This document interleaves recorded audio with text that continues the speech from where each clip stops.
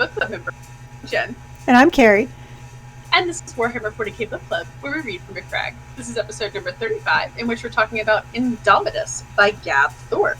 The book is about the introduction of the Necrons into the Indomitus. Huh? This is the best edition. Oh, it is. This is because no. Mine's better because it's Ultramarines blue. We talked about this, and you're wrong. Because chartreuse, and look at the gold. There's gold and red. Anyways, we're professionals, and it's not Friday night, and we haven't been drinking. Anyways, the book is about the introduction of the Necrons into the Indomitus campaign. Fun with Egyptian space terminators. We posted several questions on our website, WH40kbookclub.com, and we encourage participation in our discussions via Twitter, YouTube, our site, or Encrypted Box channel. Spoiler warning. If you haven't yet read Indomitus, go check out the book and the post, and then come back to this episode as we'll be discussing the book from start to finish in great detail. With that, let's dive in. As always, did you like the book? No. I didn't either. You guys, I love Gav Thorpe. Like, there hasn't been a book of his that I haven't liked until now. So, putting my 2-star review on Goodreads, it hurt me on the inside a lot. This one, so this was the first book for Warhammer where generally we talk a lot about the books in this podcast and about how they're just good books. They're not, oh, it's really good for a Warhammer book. And like Watchers of the Throne 2, Electric Boogaloo is a good book. It's just a solid book start to finish. It's so much of what we read, right? And for me, it breaks that cognitive association with the fact that we're basically reading books about plastic army men. And this book, a lot of parts read like a very exciting version of the Sears catalog. And there were a lot of times when I was like, oh yeah, this is just a book about plastic army men, isn't it? And so it really kind of pulled me out of the story, especially when he was describing, like, oh, this is the specific weapon that this guy is using. And my first thought was, oh, yeah, I remember seeing that from the Indomitus box. I guess it helps that I hadn't seen what was in the Indomitus box, so I wasn't able to pick up on those little nuances. Fair. But knowing that that's where you got it from, because when you and Ross are both like, this was kind of like a catalog, I'm like, what are you guys even talking about? But you both have looked at the Indomitus box set, so that makes sense now.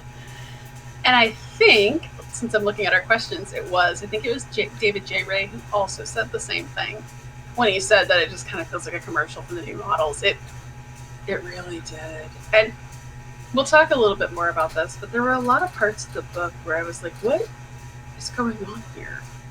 I don't know if this was 3 short stories. I don't know why I'm making this hand gesture.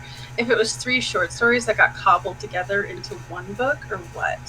I had a lot of questions at the end of the book. Well, my first question is, what was the point of part 1?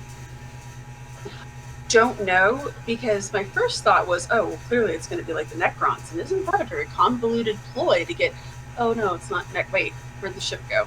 Huh? So I had a very similar take on it. I actually kept waiting for that ship to like become relevant at the end. I don't know if it was just kind of a thing where he was like, oh, by the way, this is a problem. I don't know if that was groundwork for another book, where we'll see that there's people hunting down and luring in Imperial ships, because that idea is that's pretty brilliant. I was on board with that part. I was 100% on board. I would like to see more of that. And now that we're saying this, I am almost wondering if that was Mr. Thorpe's original idea.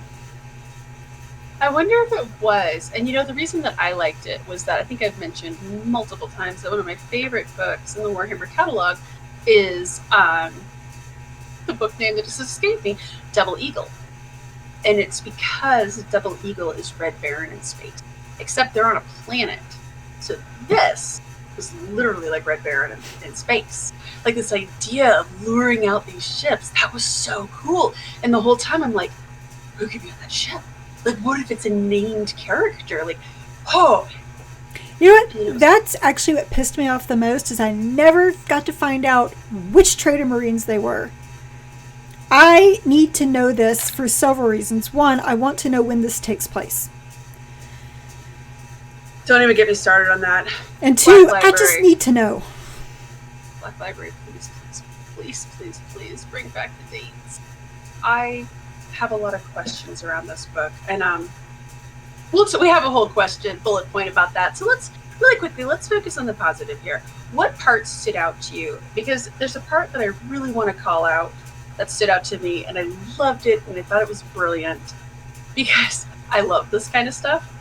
It's when there is a transmission, when the Necrons, Zozar, first land on the planet, and they get this transmission, and he goes to decode it, and the way that they literally decipher it, because they don't have words for Arbites, and they don't really have a word for the Emperor, so the way that it's very choppy and literal.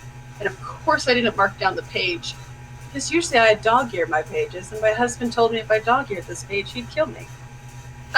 Something about it being a limited edition, I don't know. So, I suck tonight. But it was one of those things that I was like, that's so clever, and that's so fun. I love that kind of stuff. Linguistic humor for everyone. Always makes me happy. I like the part when the Navigator told off Aeschylus. That was great. Oh my god, that was wonderful. I mean, that's the craziest in general.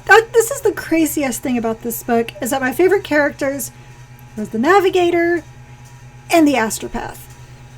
Okay, I never thought I would hear myself say this, especially that first scene when the Astropath, when he starts relaying the message and the lights, and he basically becomes a living, breathing answering machine.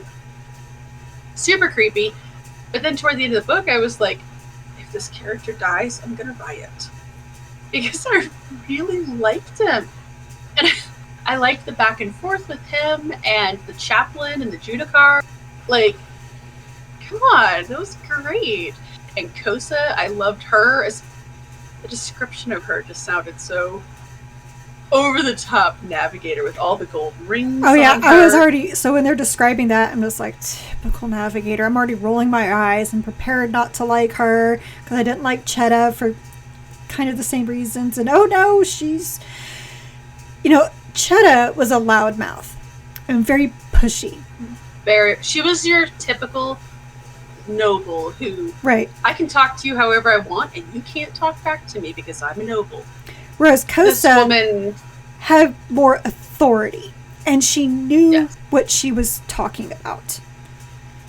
Well, and I think, unlike Chetta, who was very accustomed to just listen to what I say, and runs her mouth to an Inquisitor, which even you can't do, Pumpkin, Kosa seemed to be very cognizant of the fact of, you guys need me, and I'm a noble. But you're also Space Marines, and you also do have Lord Gulliman's, you do have his seal of approval, and you're out here under his jurisdiction, so I guess I'll just patiently explain to you why this is a bad idea. And I don't think Gulliman would appreciate how these people were treating any of the humans on board. That is not... Marnius Calgar would be clutching his pearls at how these people were treating the humans. The Judicar and the Chaplain, that's within their idiom, right? I love when they're talking about how, oh my god, the warp's not there. There's something very wrong here. Are you doubting? No, you don't understand. One of our guys just got blinded because he looked directly upon the Astronomicon. Sounds like heresy to me. Dude, you need some chill. Well, I'm not even talking about that, because I expect the chaplain to be an ass about most stuff. But I mean, just Aeschylus, when they were talking about how he was trying to hold back because he just wanted to get so angry. I'm like, dude, you're a leader. you need to chill. I expect this out of the Dark Angels. He was not a good leader. Because you don't give a fuck about anybody when you're the Dark Angels. I totally expect that out of them. Ultramarines were supposed to be almost above all of that pettiness. Right. You know, yes. Because, like, there's this... I mean, there's the whole thing, you know, with Guilliman being, you know, he's basically was the crown prince, right? And, because he was taught how to be, you know, political and strategic and all those good things, and he tried to get his Ultramarines to do that as well. And Marnius Calgar was actually really, really big on it. In a couple of books with Calgar, when people, when other Ultramarines were getting, like, sassy with some humans, Calgar would, like, put his hand on and was like, these are the people we're trying to protect. Like, just calm down. And I do look at them very much, you know how the Ultramarines remind me of? I know you'll understand this because you have kids. When you're around your children's friends, or like when you go to a school function and you volunteer to do something, these little bastards are pissing you off. But you have to be patient because you are the adult and you're the one who's been put in charge. And even when they're running their little mouths, you have to be like, now that's not acceptable. Like you have to be the adult in charge. And I always feel as though the Ultramarines really do look down at unaugmented humans as children. And that they're the ones who are the adults in this situation. I need to be a little patient. I will lose my temper with you occasionally, but I do need to be patient. You're what makes this ship run, which, on that note, this is a part that stood out to me as not necessarily, like, it's just a weird thing. They were really hands-on in the ship. Well, and that's the other part of it, is that not only do they treat these humans so bad, you know, it's more than the parent-child analogy. This is more of, not even a parent, but someone who doesn't even like kids, you know, trying to watch after kids, and gets so frustrated, and it's like, why are you touching that? Go away! You know, this is why they were so controlling over everything. Well, we can do it better. We're better at this. We can be in charge of this. Guys, that's not what you're meant for. Right, but I also, like, and I think that's what bothered me, was this undercurrent of, we'll just do it because we'll do it right. Like, we've read a lot of Space Marine books, and they're always present on the bridge and making big decisions and helping command things, but these guys were, like, literally hands-on, on deck, calibrating and changing courses, and I'm like, this is why you have an army of unaugmented humans. Like, there are people who their entire life, basically, they're born and they will die doing the function that you're doing. It felt very strange to me, and I guess that it was what it was. It was like, are you guys big control freaks? Well, actually, just now thinking of this, I was kind of doing a lot of parallels with Galaxy in Flames. And that's just because of the whole void warfare and everything else. But, you know, one thing about Galaxy in Flames, and one thing they really, really focused on, you know, the difference with the Death Guard and the Emperor's Children, was the way that they treat the humans, and that the Loyalists, look at how Garrow treated humans. Now, then again, he still had, I forget, Huskarl. He still had one of those, which he was mocked for, but look at how Garrow treated the humans. And then look how the Traitor Marines treated them. Look at how any of the Loyalists treated humans on their ships. Look at how the traitors, when they decided to turn, how they treated them. And I see a lot of, you know, because in Galaxy in Flames, they were freaking out. It was Flight of the Eisenstein, that's what it was. Flight of the Eisenstein. Right. They were putting their entire trust in these humans to get the calculations right and get them safe. Oh, yeah. Well, and none of that would have happened here. Emperor. Look at Spear of the Emperor. That too. How much trust. Right. And look, they're not BFFs with the humans. I mean, Spear of the Emperor, he treats Anharada very much like what she is, a slave. Oh, but yeah. Think of how much trust he puts in her intrinsically. Right. Because he knows you have one duty in life, that is to serve me, and I trust you to do it because the other option is I kill you. Like, it's not even a question. Like, I told you to go do a thing, I know you're going to go do the thing. So I found that very I found that very odd, and I don't know if it was just that he wanted to give the Space Marines a more active presence on the ship and give them, because a lot of times I felt as though it was kind of a way to keep them busy, and like with Praximides and Indomitus especially, there were a lot of conversations they had while they were doing things, so that they didn't just directly go to blows. Right. I mean, but there's other things they could have done to have that. What I think this is, and just from what we read in Knights of Macragge and what we've seen with some other books dealing with the Primaris Marine, the Ultramarines, that are not Felix, make that very clear, is that the Primaris Marines are assholes. They've been like in this stasis for most of them for 10,000 years. And they've been basically, brainwashed in their sleep by Call that they are bigger and better and faster, bigger, better, more, faster, whatever, than everybody else. They're better than the chapter masters. They're just better than everything. And so they're already kind of jerks to their Ultramarine brothers, and they don't really fit in very well. And then that just goes doubly for the humans. So it's like, not only are you not a transhuman, you're not a Primaris transhuman. Right. So, we think we could dive down this rabbit hole for a while. Let's switch gears a little. And this is one of the first books that we've read for the book club that really dives into the Necron. And I don't just mean like, oh, hey, there's a Necron. It really dives into them. So, first off, how do you feel about them as antagonists? Okay. Now that player 5 has entered the field. So, right.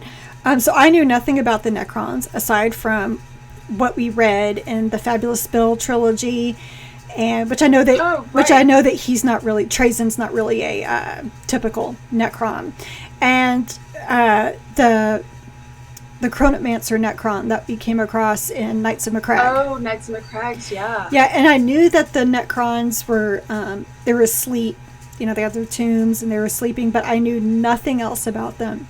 This was not a good book to dive in and learn, because they're throwing out terminology and talking about biotransference and still feeling flesh, and it's like, I don't understand. So I texted Jen at night, I don't have any idea what is going on with the Necrons or who they are or whatever this is. So she gave me a, too long didn't read summary, to where I was just kind of staring at my phone and blinking for a little bit. It's like, oh, okay. Yeah, I was like, okay. And yes, that gave some backstory a little bit to explaining, to talk about biotransference and what Zozar's problem was. Still don't care.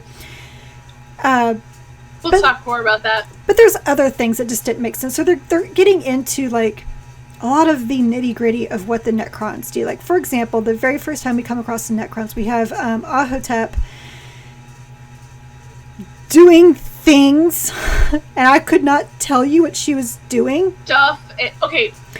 And just the way... But that speaks to a larger problem that I think some parts of this book had, where the action scenes reminded me of a shaky cam movie, where that whole first scene with Ahotep when she's going to...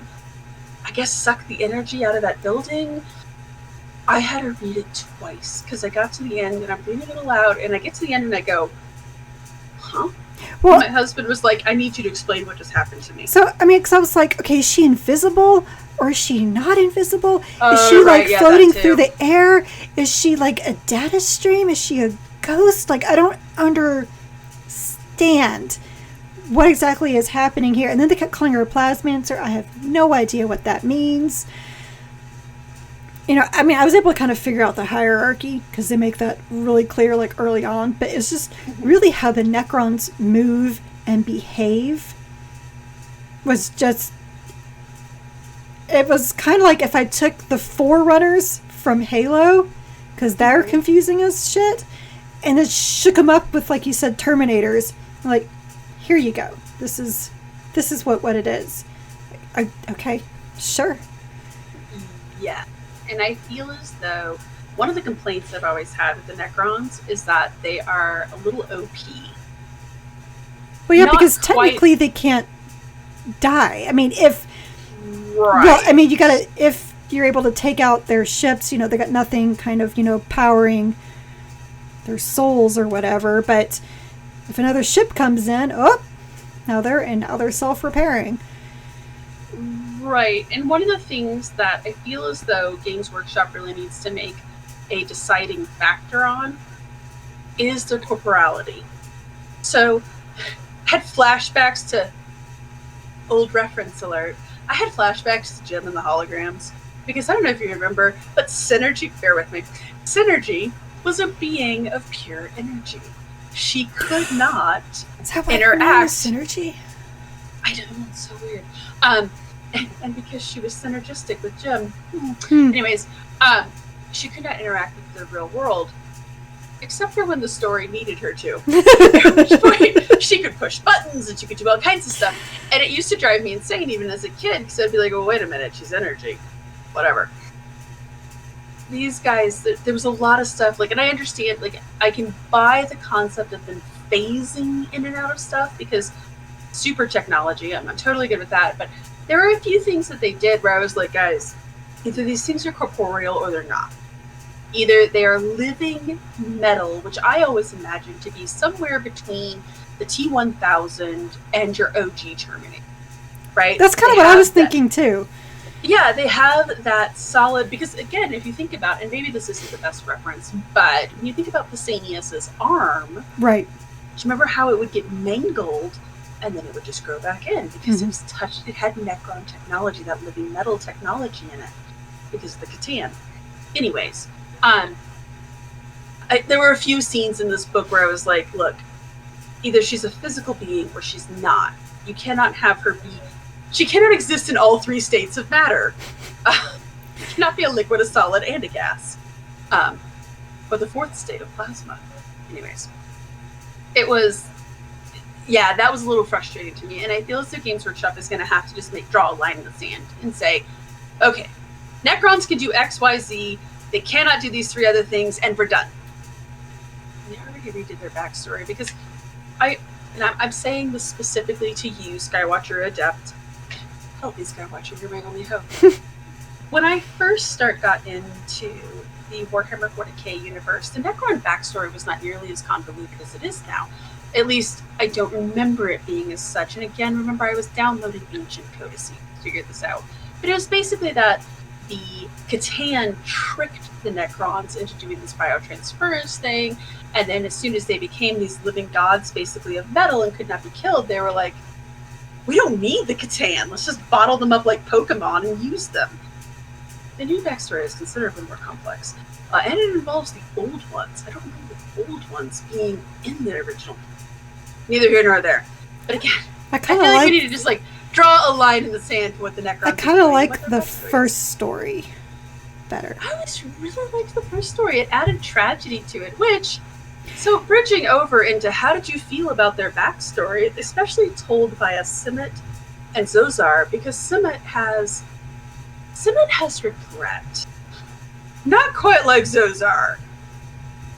The sun sickness, it made it sound more like they were trying to escape a plague. Okay, I got the impression that it was more like the Catan being like, y'all sick. Didn't understand that at all. Every time they made any references, what are you guys even talking about? Which I think goes back to my lack of knowledge of the Necrons, because I had no idea what they were talking about. Look, I know about the Necrons backstory. A pretty good handle on it. Again, I can give you the too long did not read view, but even I was reading about that going, what's sun sickness or what's sun plague? What is going on here?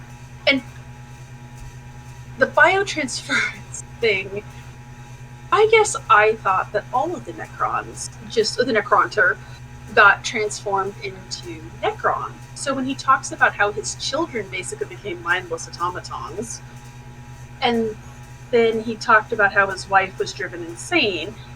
Okay, being driven insane. It would be kind of weird to go from being human to being a Terminator. I'm just saying. It would.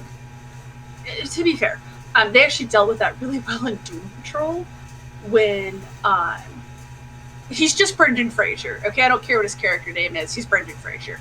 When he's dealing with the fact that he can't touch anything or eat anything, it would be heartbreakingly terrible. But the sun plague thing, I was like, this is just weird. And the fact that your kids are now automatons, and actually the whole slaving thing, I was like, this was not well thought out. Because the fact that Simmet was like in charge of everything, it can take over everything. We've already proven that everybody knows you're inept. So why would you slave everyone? Slave's not the right word, but why would you make everything tied to this one central brain, mother brain, as it were? It was weird. And then, of course, you have a Hotep who's like, doesn't work on me. Until he lost his ship and invaded yours.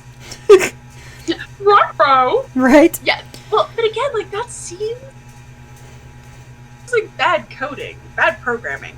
Maybe it's because I'm in software, but, like, I was looking at it and I was like, this was a bad user story. These requirements were not very well drawn out.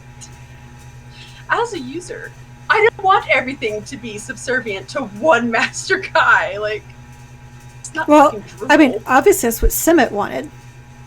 Well, obviously, I understand why he... Yeah, and you know, honestly, maybe the Silent King put him out there to do this because he knew he would fail and everything would get destroyed and everything that he had touched would get destroyed. I don't know. I don't even know if... What was his name? Tholotep? Is that his name? Tholotep? Yeah, Tholotep. If he was really talking to the Silent King or not, or if he just... Because we don't know. Or if he just decided he didn't like Simmet and was just telling him things. I have no idea, because we don't really get to know Zarek. Like, we know that Zarek is...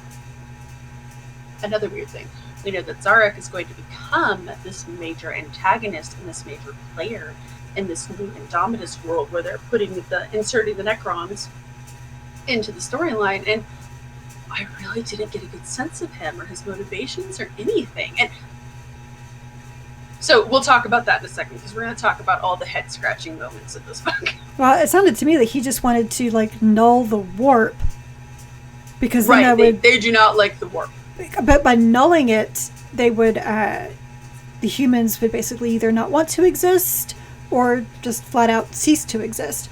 Although I'd have to wonder, though, with how did they get through space without the warp? So they are able to use different technology to travel through space very fast. The whole reason that they hated the old ones was that the old ones are the ones who created the webway.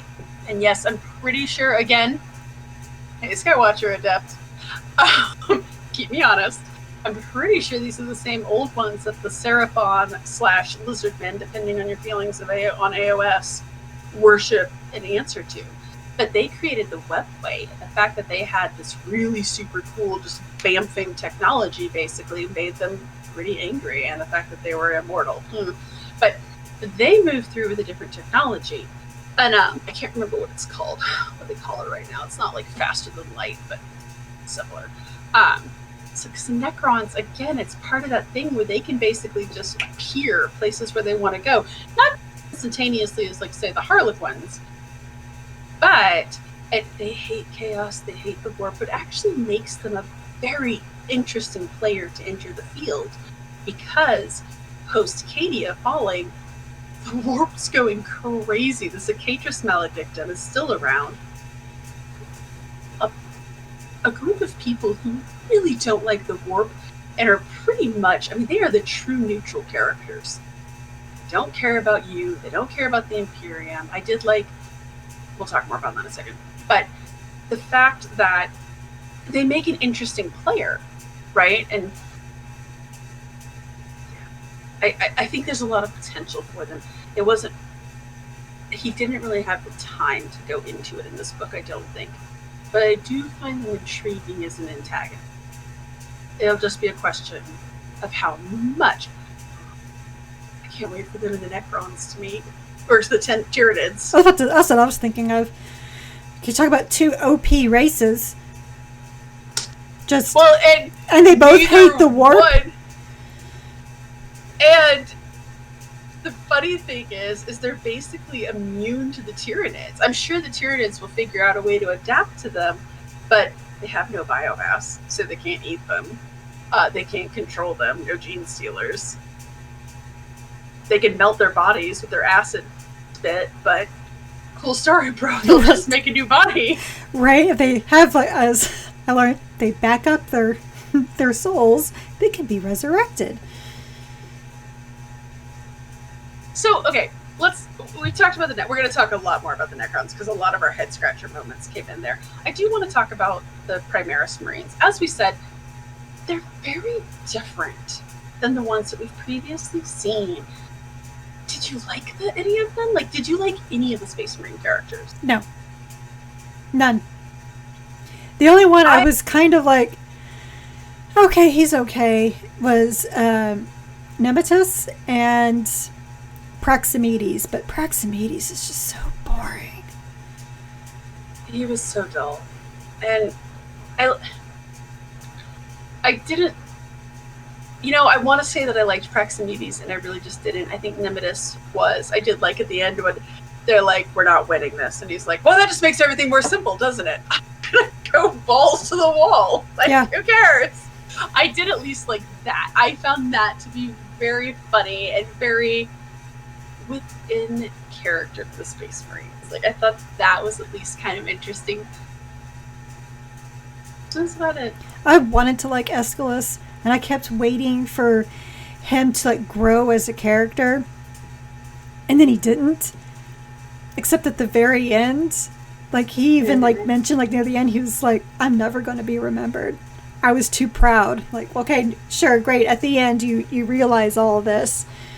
That's like all the growth we're going to get out of you. The fact that they're like, oh, we got to go home and report into this other thing, and then they get this call, and Aeschylus is like, oh, no, we're going to go do that. Because he wanted glory so much.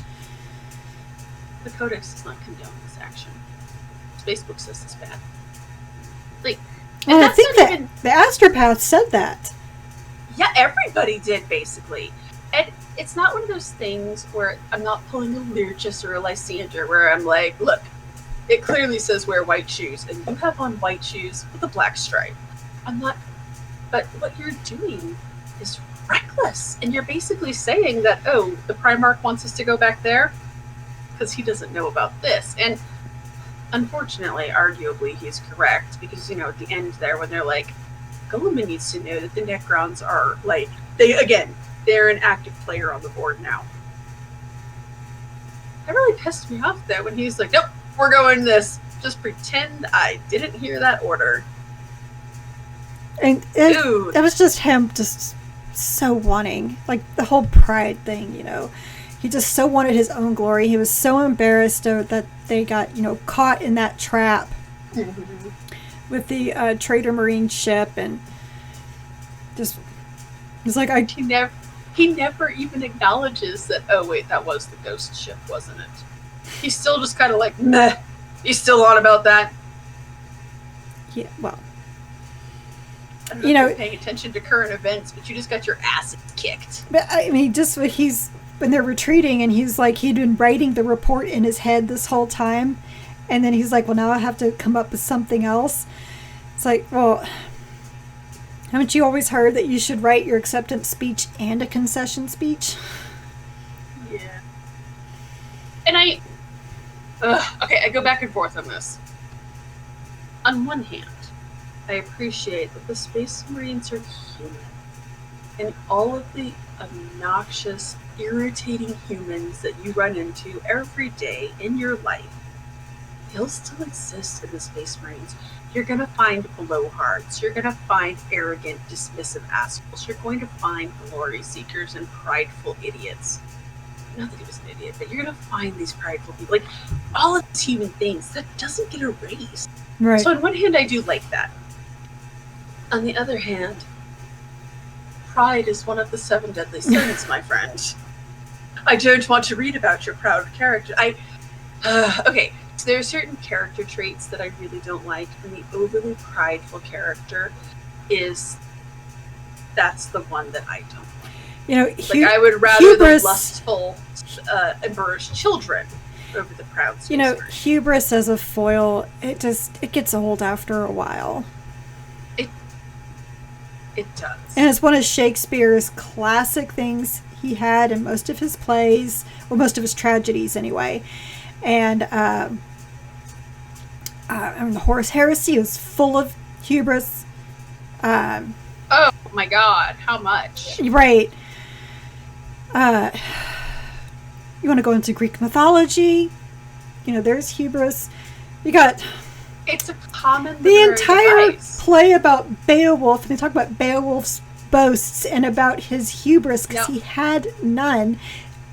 A lot of speeches about not being prideful, and we get it, and then we still fall into pride, and then we get it, but sometimes you just get over inundated with pride speeches. And this to me was just, it was so much on the nose about that. And not only that, but the whole, this team of Space Marines and the team of Necrons were exact opposites of one another. Because you had the prideful captains, you had the logical, Proximides and Ahotep, and then you had Indomitus, who was kind of wanted to do everything Aeschylus did, and was very rash thinker, which brings you to what's his Phaedos. Phaedos was like the guy who kept coming up with the new titles. Phaedos. That was kind of funny. But yeah, and this is okay. Look, I think I could be biased because again, this year we read not one, not two, but 3 Fabius File books. And we read Lucas the Trickster. And I love Josh Reynolds. But that is a device he deploys often in all 4 of those books. Maybe that's why we're so beaten down, to be honest. Just because we had to deal with that so much with Fabius Bile and his constant pride. Well, and it's not just that. It's and I think we saw it in all 3 books where there was another character that was like a dark reflection of Fabius Bile. We really saw it in Lucas the Trickster with Lucas versus Sliscus. And so that whole, I'm like you, only a little worse and more obnoxious. I would be fine if I didn't see that again for a while. And again, I think it could be, and I think we put ourselves at a disadvantage. Right, I was going to say, read 4 books by the same author. I was going to say, this is not Gav Thorpe's fault, that part at all. It just so happened that we read 4 Josh Reynolds books, all back to back to back to back, because it was all part of like the backlog, because nothing was getting published, yada, yada, yada. Right. So really, it's Black Library's fault. Yeah, I'm down with that. It's totally the Black Library's fault. Publish more books, sirs and madams. Pretty much. Where that's not entirely his fault.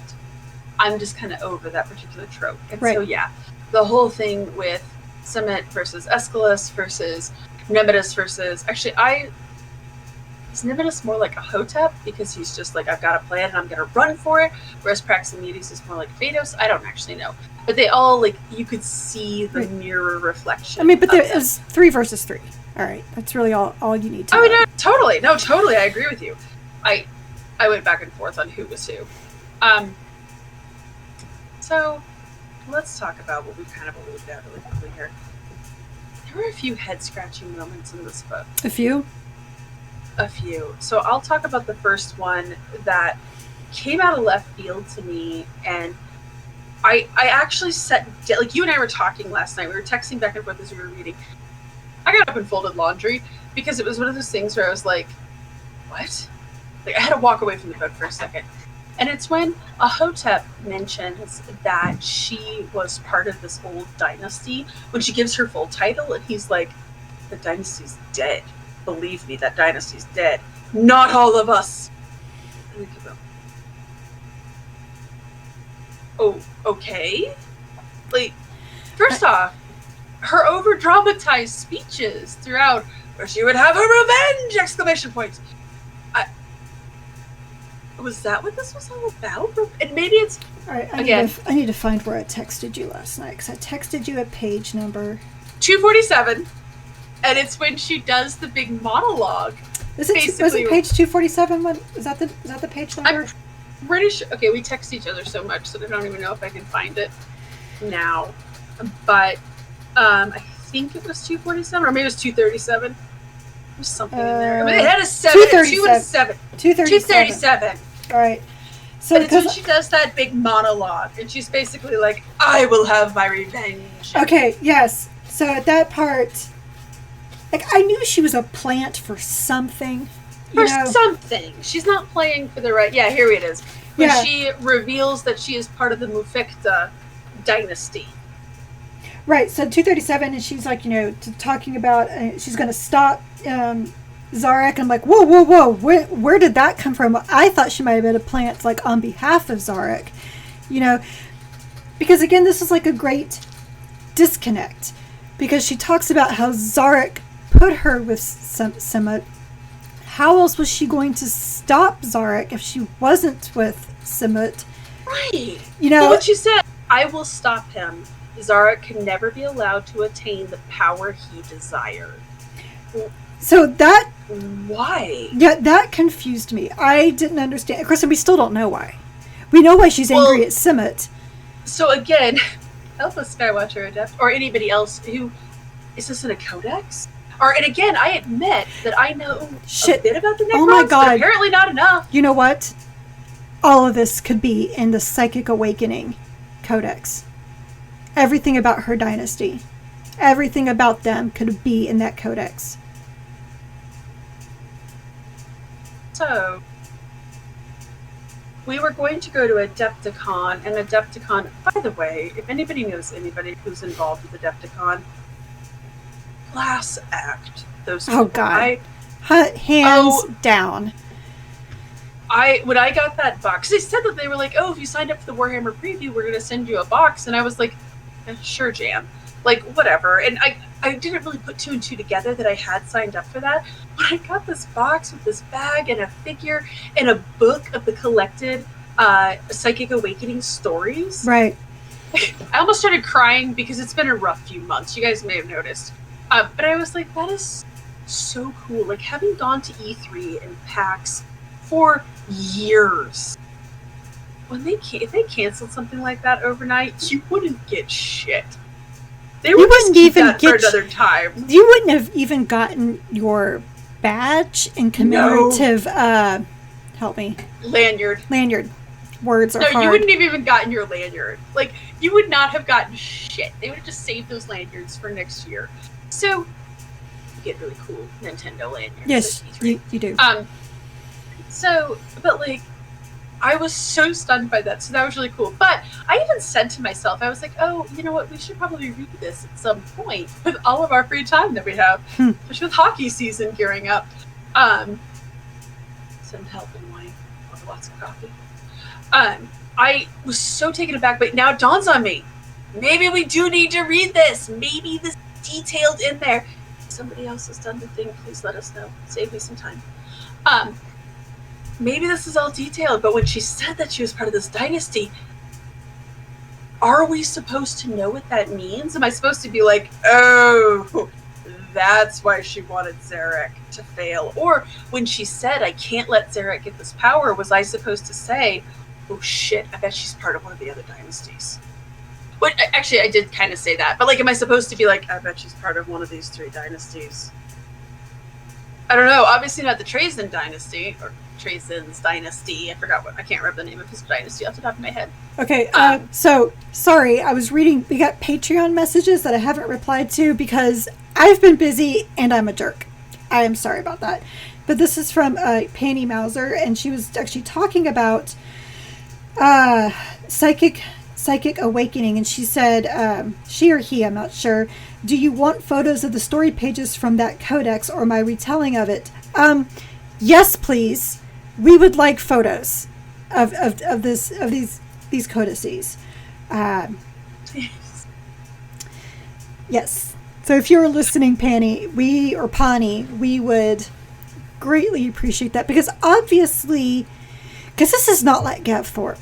This is not like him to bring something so far out of left field and for us to be like, what? I don't know what you're talking about. What even is going on here? And we talked about the Phantom ship. That was kind of weird. And honestly, the epilogue struck me as a little weird. Like, I understand.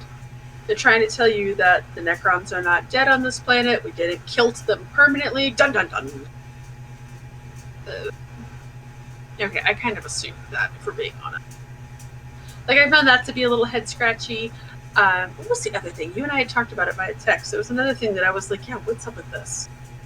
I can't remember what it was now. But there were a few things where it was just like, this feels a little out of left field. This feels a little unfleshed out. Really, the Phantom Ship was the biggest thing for me because I found that so exciting and so awesome. And guys, there are certain tropes we talk a lot about, and I feel like I especially talk about tropes that I don't like. If you want me to just be an instant day one, I'm in love with you and I love your book, a Red Baron trope or like the Hunter Seeker, like it's one of the reasons I will defend Hunt for the Red October until I'm blue in the face, because I love the idea of this cat and mouse chase. Mm-hmm. It's a trope I'm down with 100% of the time.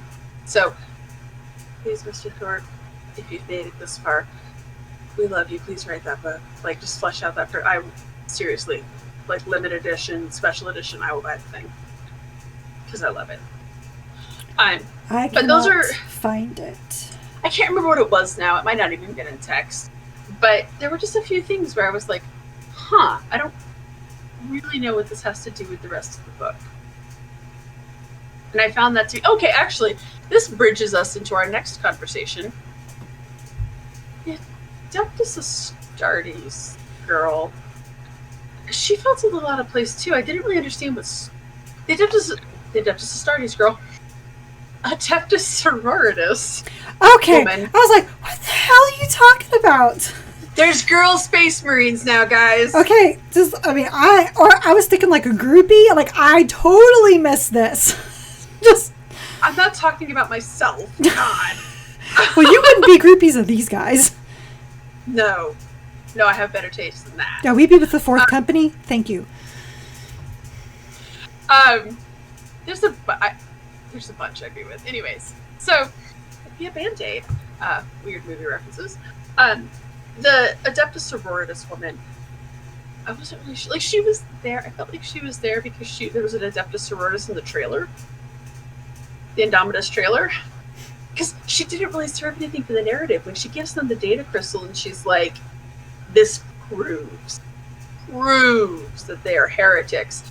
And they listen to it and they're like, oh yeah, this is basically what they told us. And that was my head scratcher moment. When they listen to that and they're like, ugh, this is disgusting. Well, he just told you all of this. Yeah, that didn't surprise me. Like, right? At all. And even when he talked about the surrender and that, yes, I've been talking to, or I don't know if he was talking to, but he intercepted a transmission, basically. And he's like, you're going to pay for this heresy. And he's like, dude, we've already discussed this. Like, this is nothing new.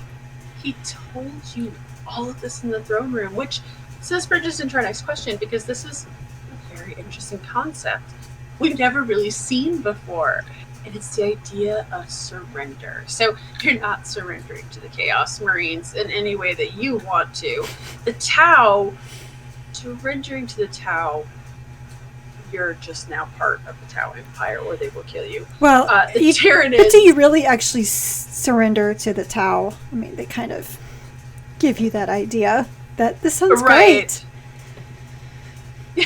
We'll just mind control you so you're happy. It's like Stepford Wives. Oh my god. I have to figure out a way to make that pithier, but yes, it's the Stepford aliens. Like, you just join us and everything will be fine. So look it up, kids. It's an interesting idea that they have this faction that we don't know who these guys are. They're not Chaos. They're not Tyranids. They're not the Orcs. You're not surrendering to the Orcs. No. They're not the Gene Stealers, right? Who also just want to mind control and take over everything. It's this idea that they finally found this faction, and we really get to learn how this is heresy. Well, but we were going to surrender to buy ourselves time to figure out how to get out of this. That's heresy. Oh, okay. What was your take on this? Do you agree with that? Spacebook says this bad, but only when I say it says this bad.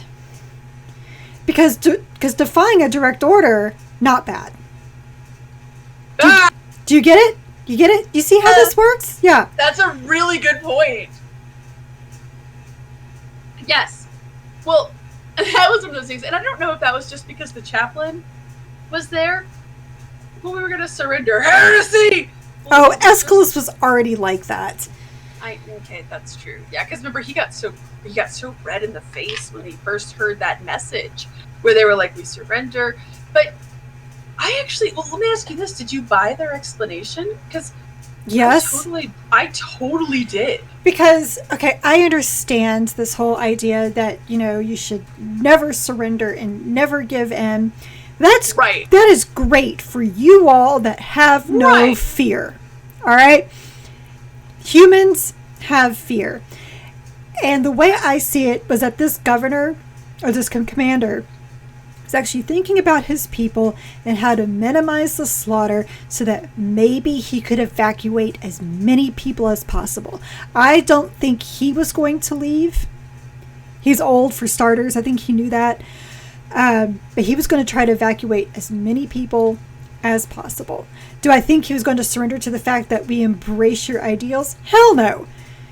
This was just a way to survive a little bit longer because, like Aeschylus said, they stumbled upon this planet.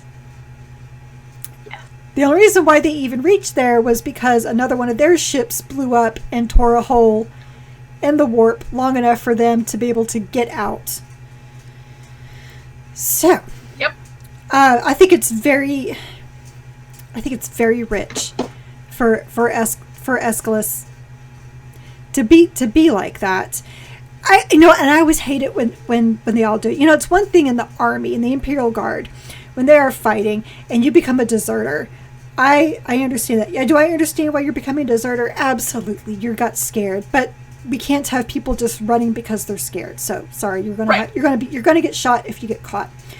But this whole idea of like space marines punishing them, which is why I loved that the astropath was like interfering. He's like, you're not an inquisitor. You do not have this authority. That was the part in which I fell in love with the character. Right. Because remember, I was kind of on the fence about him, and that was the scene where I was like, oh, Jesus. You're a sanctioned psyker, and you just stood up to not only an Ultramarines captain, but the chaplain is right there. Like, this guy will absolutely bash your head in and not even feel bad about it. It won't even ruin his day.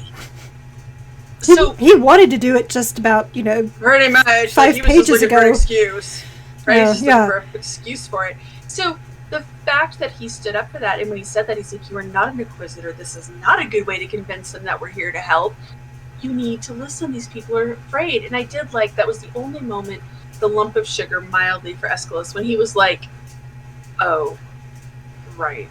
This shit has to be terrifying for you guys. I don't feel it.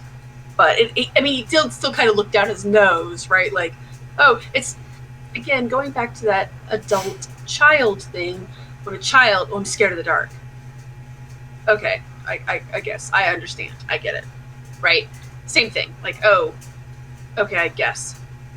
But in telling them, hey, you're not going to surrender, that's heresy, they didn't get anyone off the planet, really. Right. So they weren't heretics and they all died honorably? Question mark? You can ask that of your soldiers. You can tell the soldiers that you can tell soldiers that they can't surrender. You can't tell this to farmers on an agri world.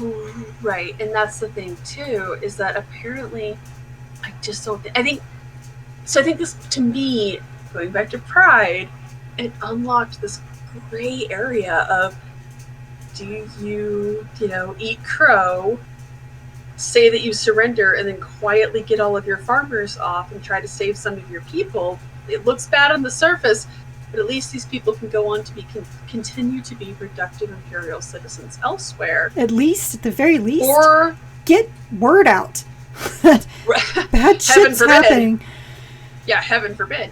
Or do you stick to your guns and you remain the proud soldier that, by God, we all died, but we died unquestionably loyal citizens to the Emperor? And again, I think you can only ask that of the Imperial Guard.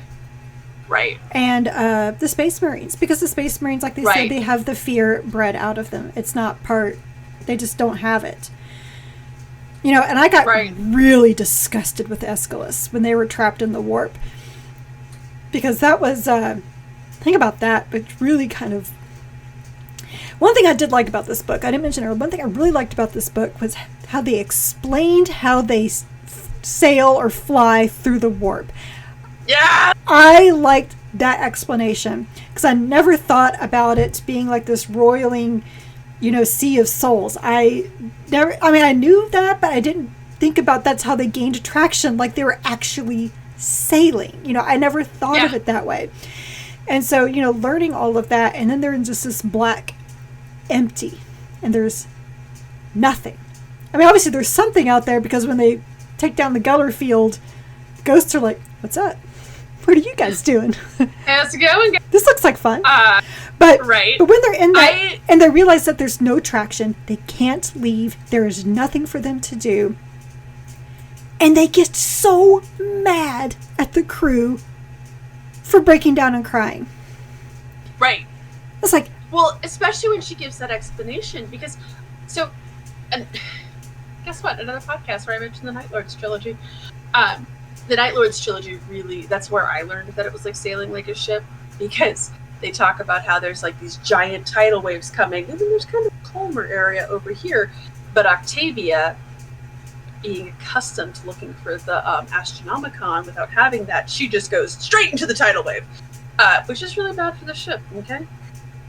I loved the explanation when they talk about how they're becalmed, and they're like, look, there's no traction, and I think at one point they're like explaining it like a fishbowl. Yeah. And they're like, we're basically like we're like sliding. Oh my God, that sounded so terrifying. When they're talking about the ship was spinning, all I could think of was like that one time where I was in my car and I skidded. It was raining and I actually did a full 360 turn.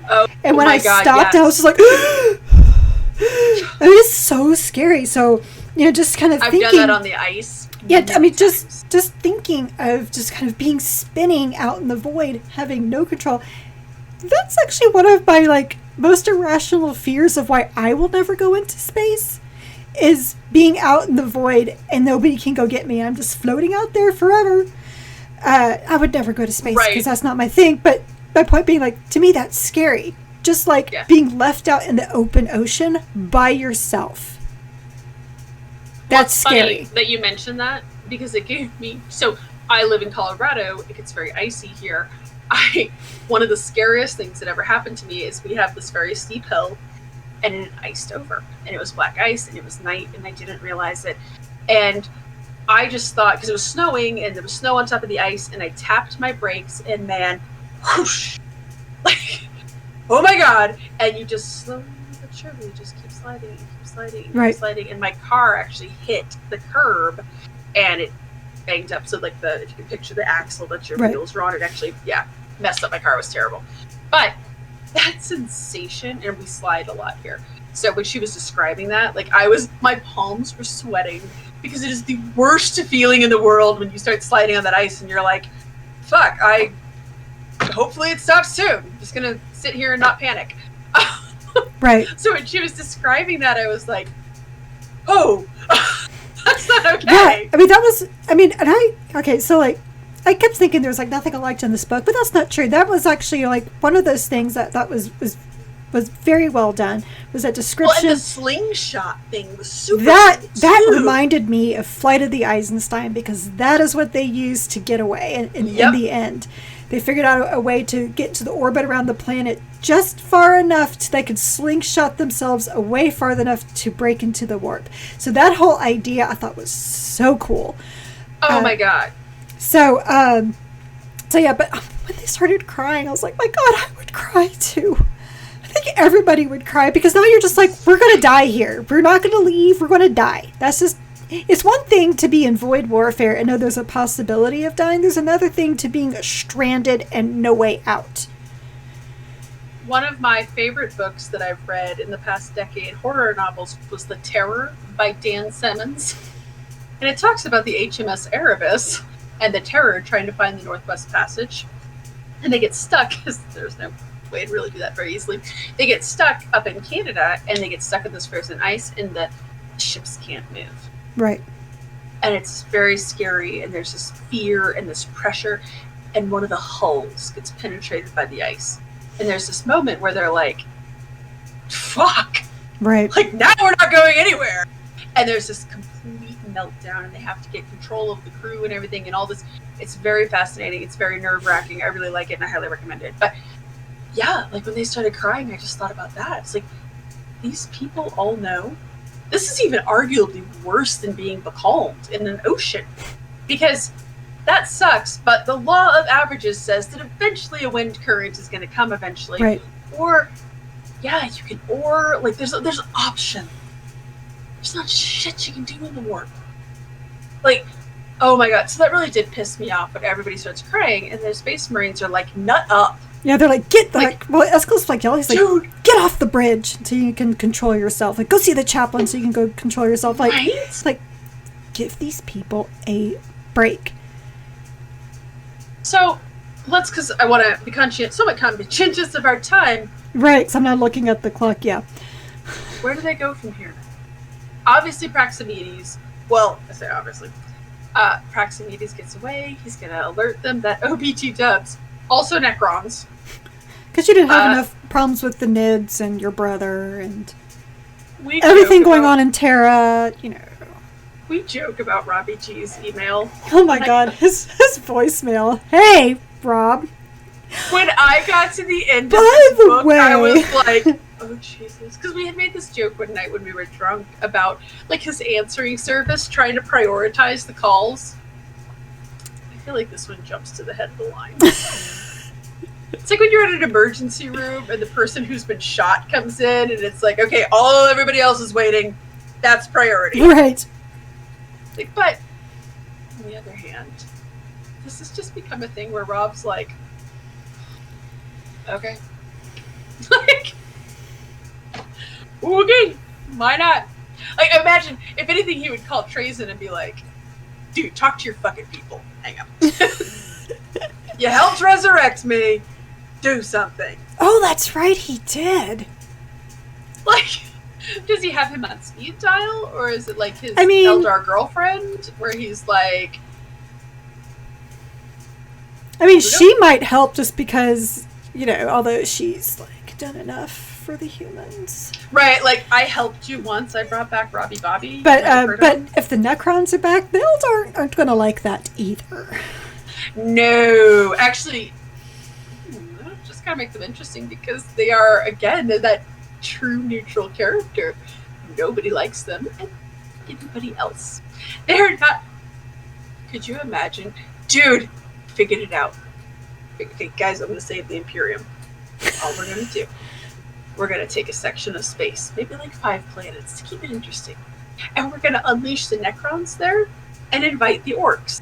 Because if you want to talk about something that's going to give you a good crumpin', right? The 2 races that can't really be killed. I mean, yes, the orcs can be killed, but like, I just feel like they would have so much fun, and either way, they'd thin the herd. Well, the orcs would just be having the best time ever. They'd be like, finally a good crumpin'. Like, yes! There'd just be a bunch of orcs sitting there going, wow! Like, they'd be so excited. So, you're welcome, Robbie Bobby. If I didn't save the Imperium, I really thinned the numbers down to make it manageable. I'd maybe send the Nids over there too, because they could eat You're the welcome. orcs and then attack the Necrons. I mean... Yeah. Hilarious. Actually, even the orcs versus the Nids would be entertaining. It would be, actually. Because, can you steal orcs? They're mushrooms. Which still makes them organic light. They're sentient fungi. Fuck. I bet, you know what, somebody has answered this question somewhere. I know they have. But because I was going to try to go down to the Games Workshop store today, and I just didn't. So I'm really excited to start a new book in a new series with Chris Wright's Bloodlines. Such a nice copy. I love it. That's nice. I'm going to pick it up tomorrow. Look at that cover! I love it! I mean, very Bioshocky. It's very video gamey. It is. It reminds me of Bioshock with Rapture. Yeah, I could see that. But I mean, like, get the first Mass Effect cover. Just we got that big thing of light. Or Metro. Oh, yeah. The Metro 2033. Kind of Metro. Yeah. Not important. It's Chris Wright, and it's a mystery novel. On board. Mystery, crime. This may be the thing that we kind of need. But there is actually, it's not going to have main characters. It's not going to have main story. It's not going to have main factions. Right. I'm kind of excited. It's going to be oddly like the equivalent of a popcorn book for us. I'm fine with that after everything else that we've read lately. But there's actually one quote in the book that I kind of really wanted to bring up. Because I wrote it down because I found it interesting. And then the more I thought about it, after talking to you last night, I was like, oh my gosh. So, we talked a lot about in our texts and back and forth about how that Gav Thorpe is a great writer with so many things, but void warfare is not his forte, and really heavy action scenes are not his forte. He's so great at character development. There's a reason why he's done the Dark Angels so well. Because that's exactly up his alley. And he wrote a great Lorgar book. I mean, I really liked Ashes of Prospero, which again was a character and lore book, not really heavy. There was no void warfare, and there was no real battles. There was some tussles, but no battles. Those were really good. And so, we were just kind of struggling with this because we just don't find that he writes it very well, which is part of the reason why we were so confused with so many of the sequences. But there's this scene where Indomitus and Praximides are talking, and Praximides is trying to understand Indomitus, how he's so impulsive and just sure of himself, whereas Praximides has to think of 6 steps ahead of where he might be going. And so he says, I'm trying to understand how you think. And Indomitus says, why would you want to? Why be something that you're not? And I'm wondering if that's Gav Thorpe's call for help here. Why write something that you're not? You know what? I said this before, and I'll say it again. I don't envy him with this book. He got tasked with 2 major things. You have to write a book that introduces the next major player in the war. I think one of my favorite memes about this is the captain on the boat meme, where the Necron is like, look at me. I am the main antagonist now.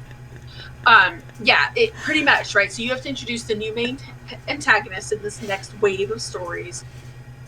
And you have to introduce and make plot relevant the new figures. So he was given a gargantuan task, and also kind of has to explain why we haven't talked about the Necrons, because most of the books taking place after the Cicatrix Maledictum take place 100 years after it. So Chris Wright got to go back and dance around in there a little bit, and the Dawn of Fire books are as well. But this one is one of the first where they're like, okay, not only do you need to go back, we need you to shoehorn in a faction and make it make sense. So it was a very, very big task.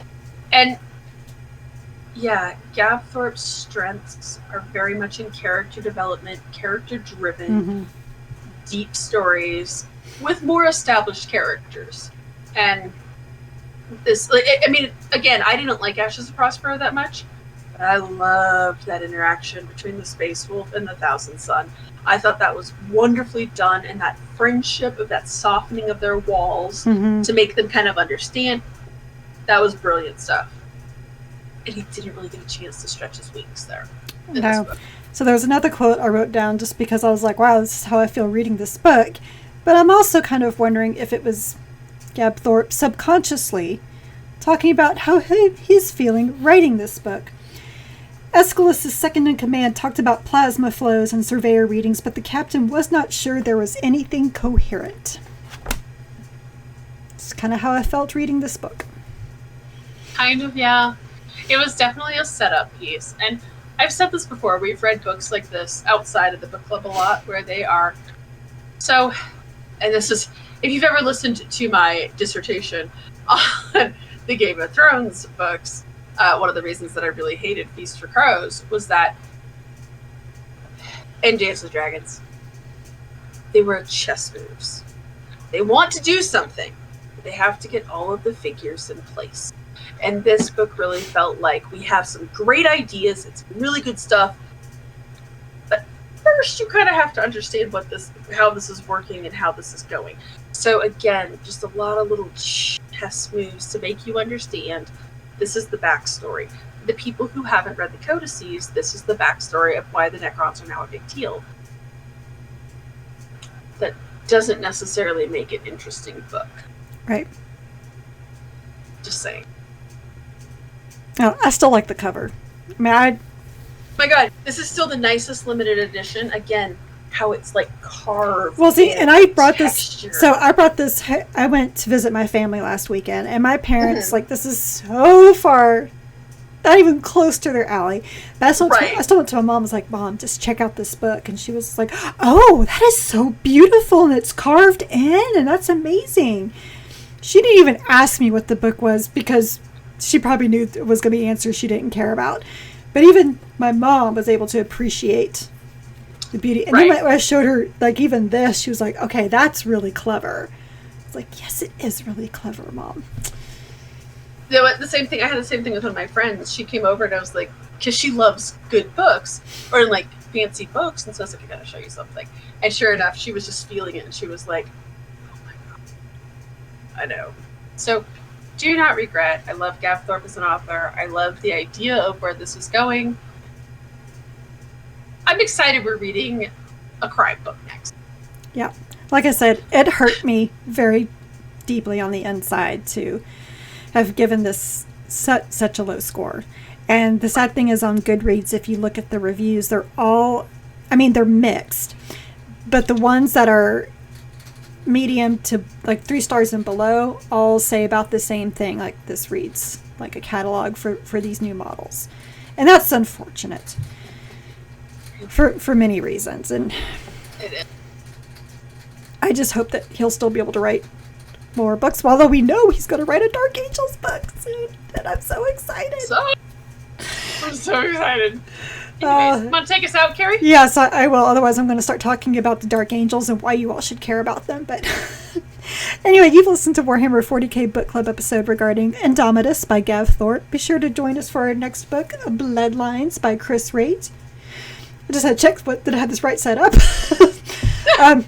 We are an unofficial book club and not affiliated with the Black Library or any of its affiliates. You can find both the vidcast and podcast on our website, WH40kbookclub.com.